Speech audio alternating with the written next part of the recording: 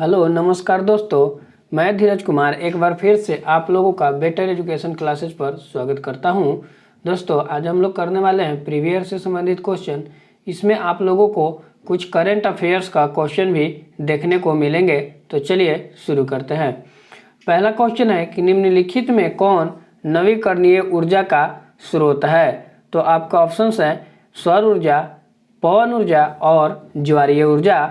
तो ध्यान में रखिएगा ये तीनों जो है नवीकरणीय ऊर्जा का स्रोत है। तो आपका आंसर हो जाएगा ऑप्शन डी, यानी कि इनमें सभी। नेक्स्ट क्वेश्चन पर चलते हैं। ब्रह्मांड के उत्पत्ति के संबंध में महाविस्फोटक सिद्धांत यानी बिग बैंग थ्योरी किसने दिया। तो बिग बैंग थ्योरी दिए थे लेमेनतेयर ने। नेक्स्ट क्वेश्चन है कि महावेली गंगा किस देश की सबसे लंबी नदी है। तो महावेली गंगा जो है वह श्रीलंका की सबसे लंबी नदी है। ध्यान में रखिएगा, इम्पोर्टेंट क्वेश्चन है। अगला क्वेश्चन पर चलते हैं। हिमालय के किस भाग में करेवा भू आकृति पाई जाती है। तो करेवा जो है हिमालय के किस भाग में पाई जाती है, तो वह कश्मीरी हिमालय में पाई जाती है। जो कश्मीर में हिमालय स्थित है भाग, वहाँ पे करेवा की खेती भी होती है, वो भी कश्मीर में ही होते हैं। ध्यान में रखिएगा। नेक्स्ट क्वेश्चन है कि भागीरथी और अलकनंदा नदियों का संगम स्थल को निम्न में से किस नाम से जाना जाता है। तो यहाँ पे देखिएगा भागीरथी और अलकनंदा नदी, तो इन्हें जाना जाता है देव प्रयाग के नाम से। नेक्स्ट क्वेश्चन है कि पर्यावरण संरक्षण हेतु ग्रीन आर्मी को किस देश ने प्रारंभ किया। तो पर्यावरण के संरक्षण हेतु ग्रीन आर्मी को ऑस्ट्रेलिया ने क्या किया, प्रारंभ किया है। अगला क्वेश्चन पर चलते हैं। विश्व पृथ्वी दिवस प्रतिवर्ष कब मनाया जाता है। तो विश्व पृथ्वी दिवस प्रतिवर्ष 22 अप्रैल को मनाया जाता है। और ध्यान में रखिएगा 22 मार्च को जल दिवस मनाया जाता है। विश्व जल दिवस किस मनाया जाता है, 22 मार्च को। नेक्स्ट क्वेश्चन पर चलते हैं। देश में बेरोजगारी संबंधी आंकड़े कौन जारी करता है। तो देश में बेरोजगारी संबंधी आंकड़ा जारी करता है NSO, मतलब NSSO। तो आपका सही उत्तर हो जाएगा ऑप्शन बी। अगला क्वेश्चन पर चलते हैं। भारतीय प्रतिभूति एवं विनिमय बोर्ड का मुख्यालय कहाँ है। तो इसका जो मुख्यालय पड़ता है वह पड़ता है मुंबई के अंदर। भारतीय प्रतिभूति एवं विनिमय बोर्ड का मुख्यालय मुंबई के अंदर में पड़ता है। नेक्स्ट क्वेश्चन पर चलते हैं। दो धातुओं का सोल्डरन किस गुण के कारण संभव है। तो सोल्डरन मतलब सोल्डर जो धातु से सोल्डर किया जाता है, आप लोग ने देखा होगा, तो वह आसंजन बल के कारण क्या होता है, संभव है। मतलब आसंजन बल यदि ज़्यादा हो तो धातुएं ज़्यादा क्या होगी, सटेगी एक दूसरे से। अगला क्वेश्चन पर चलते हैं। एक्स किरण किस प्रकार की तरंगे है। तो एक्स किरणें जो है वह विद्युत चुंबकीय तरंग है। अगला क्वेश्चन पर चलते हैं। किस तत्व का रासायनिक गुण निम्न में से किस पर निर्भर करता है। तो किसी तत्व का रासायनिक गुण वह निर्भर करता है परमाणु संख्या के आधार पर। नेक्स्ट क्वेश्चन है कि कोई द्रव तब उबलता है जब उसका ए ऑप्शन है कि वाष्प दाब शून्य हो जाता है, वाष्प दाब परिवर्ती दाब से कम होता है, वाष्प दाब परिवर्ती दाब से अधिक होता है, वाष्प दाब परिवर्ती दाब के बराबर हो जाता है। तो ध्यान में रखिएगा, कोई द्रव तब उबलेगा जब उसका वाष्प दाब परिवर्तित दाब के क्या हो जाएगा, बराबर हो जाएगा। तो आपका सही उत्तर होगा ऑप्शन डी। नेक्स्ट क्वेश्चन पर चलते हैं।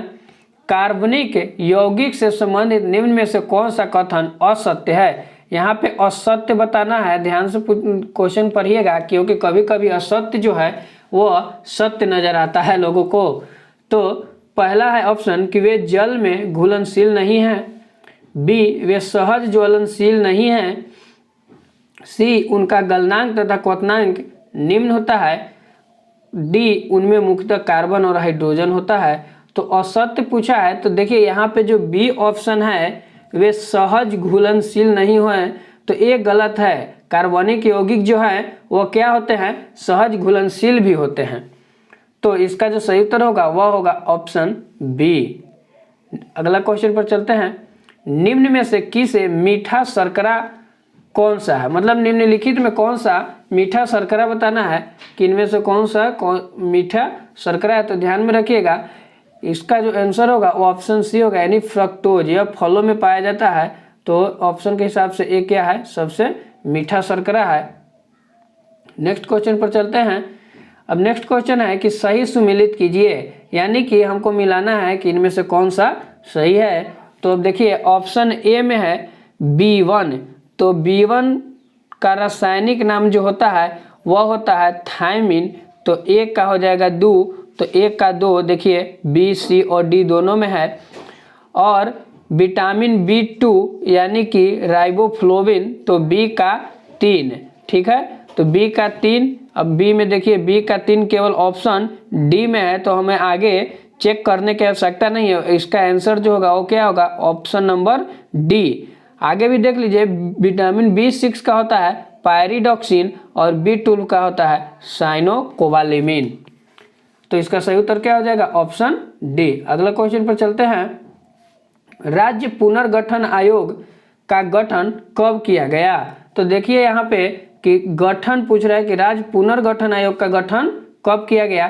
तो यह किया गया था 1953 में, और 1956 में क्या हुआ, तो इसका अधिनियम आया था, ठीक है, इसका क्या आया, अधिनियम 1956 में, जिसके तहत आंध्र प्रदेश राज्य पहला राज्य बनाया गया भाषाई आधार पर। तो इसका जो सही उत्तर होगा वह होगा ऑप्शन ए 1953। अगला क्वेश्चन पर चलते हैं। भारत के संविधान में 9वीं अनुसूची किस संशोधन द्वारा जोड़ा गया। तो 9वीं अनुसूची जो है वह पहला संविधान संशोधन के द्वारा जोड़ा गया था। अगला क्वेश्चन पर चलते हैं। भारत के संविधान में प्रस्तावना की भाषा कहाँ से लिया गया है।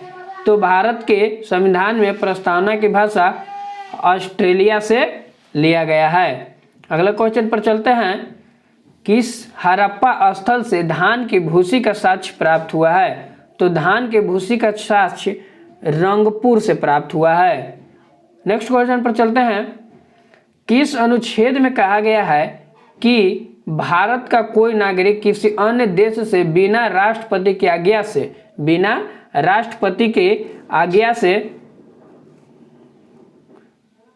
उपाधि स्वीकार नहीं करेगा।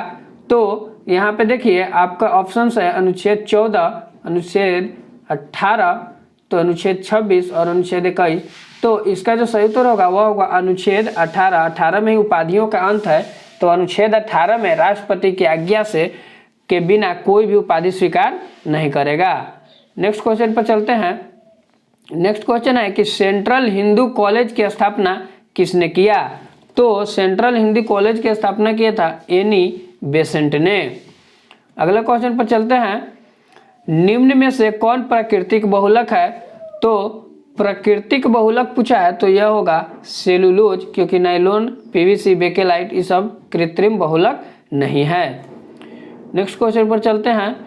सुभाष चंद्र बोस को नेताजी की उपाधि किसने दी थी। तो सुभाष चंद्र बोस को नेताजी की उपाधि देखिए ऑप्शन है महात्मा गांधी, राजेंद्र प्रसाद और सरदार पटेल।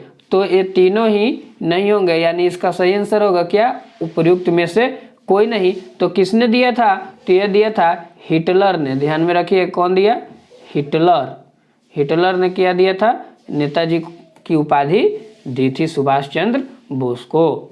नेक्स्ट क्वेश्चन पर चलते हैं।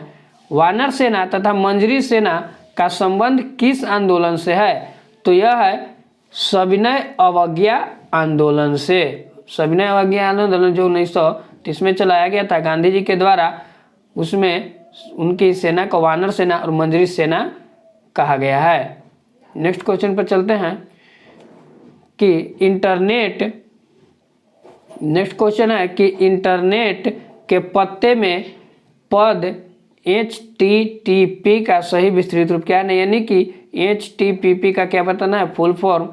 तो आपका ऑप्शन है कि हायर टेक्स्ट ट्रांसफर प्रोटोकॉल, ये तो नहीं होगा। हायर ट्रांसफर टेक्स्ट प्रोटोकॉल, ये भी नहीं होगा। और हाइब्रिड टेक्स्ट ट्रांसफर प्रोटोकॉल, ये भी नहीं होगा। Hyper text transfer protocol. तो इसका सही उत्तर होगा ऑप्शन डी, हाइपर होता है, ठीक है, हाइपर टेक्स्ट ट्रांसफर प्रोटोकॉल। अगला क्वेश्चन पर चलते हैं कि कोरोना महामारी के कारण निम्न में से 2020 में कौन सा ग्रैंड स्लैम यानी लॉन टेनिस खेल स्थगित किया गया।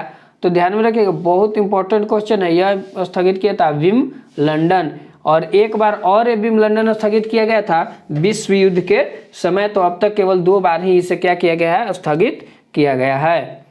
अगला क्वेश्चन है कि 2 शहर ओरछा और तथा ग्वालियर को यूनेस्को द्वारा विश्व विरासत की सूची में शामिल किया गया है।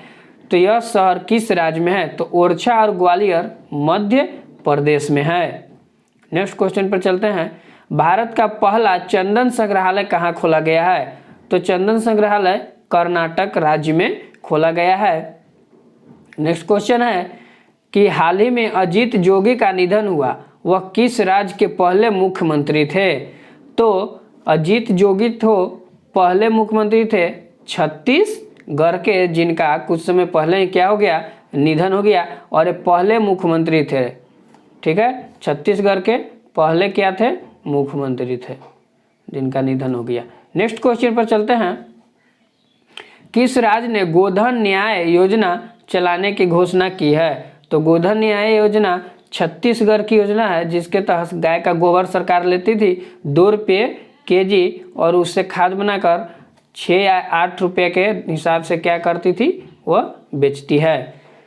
नेक्स्ट क्वेश्चन पर चलते हैं, किस राज्य के कंदमाल हल्दी को जीआई प्रमाण दिया गया है। तो जीआई टैग किसे दिया गया है, और ध्यान में रखिए कंदमाल हल्दी तो यह उड़ीसा का है। जीआई टैग अधिनियम कितना का है, 1999 का, और ध्यान में रखिए कितने वर्षों के लिए दिया जाता है। तो यह 10 वर्षों के लिए जीआई टैग क्या किया जाता है, दिया जाता है, ठीक है। तो दोस्तों आज का क्वेश्चन यहीं पे समाप्त होता है। तो मिलते हैं अपने अगले वीडियो में। यदि आपने हमारे चैनल को सब्सक्राइब नहीं किया है तो प्लीज़ सब्सक्राइब कर दीजिएगा, और साथ में लाइक, शेयर और कमेंट करके बताइएगा कि कैसी लगी आपको वीडियो। तो मिलते हैं अपने अगले वीडियो में, तब तक के लिए धन्यवाद, bye bye, have a nice day.